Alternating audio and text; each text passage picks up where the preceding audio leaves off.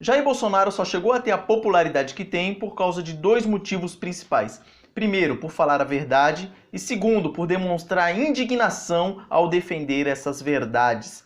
Há um tempo atrás ele estava na iminência de assumir uma posição na Comissão de Direitos Humanos da Câmara, e aí deu uma entrevista do lado de fora lá que foi replicada nas redes sociais.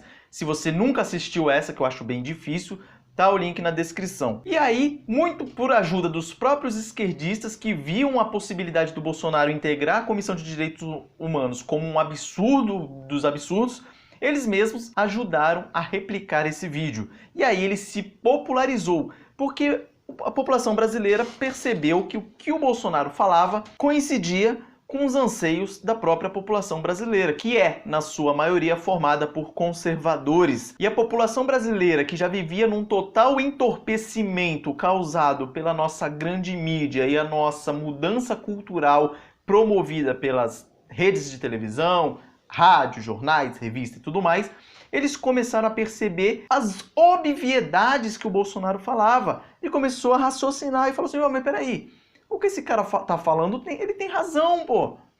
Então, o que eu resolvi fazer nesse vídeo aqui? Listar as 20 coisas que a gente aprendeu com Jair Bolsonaro. Não necessariamente que aprendeu. Vai ter coisas que a gente relembrou. Sabia que era verdadeiro, mas de tanto a mídia falar que era falso, a gente acabou acreditando que era falso. E aí precisou do Bolsonaro vir, acender o estopim para você perceber que, opa, que ele tem razão.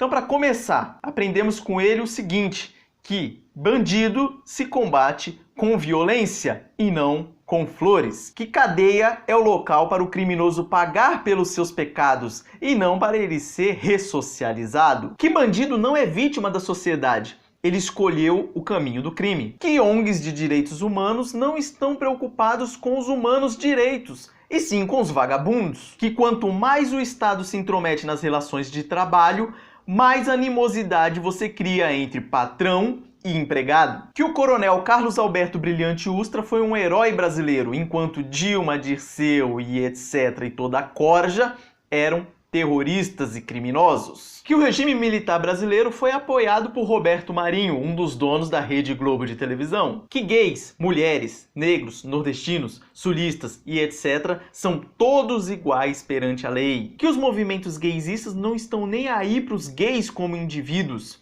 mas sim eles querem ter mais direito que os outros. Que o Foro de São Paulo é uma organização criminosa que visa instituir o socialismo na América Latina nos moldes da antiga União Soviética. Que quem tem que ensinar sobre sexualidade para as crianças são as famílias e não a escola. Que quanto maior o Estado, menos liberdade nós temos. Que a vontade popular externada no referendo de 2005 sobre o Estatuto do Desarmamento não foi respeitada pelo governo petista e assim desarmou a população de bem, que resultou no aumento da criminalidade no país. Que ministros nomeados por indicação política resultam em ineficiência do setor público e em corrupção. Que o regime militar brasileiro não foi uma ditadura, e sim uma contra-revolução à revolução comunista que estava na iminência de ocorrer. Que o MST é uma organização criminosa que leva terror ao campo. Que o PT é uma organização criminosa que visa se perpetuar no poder e, para isso, se utiliza de ferramentas como compra de votos, corrupção, lavagem de dinheiro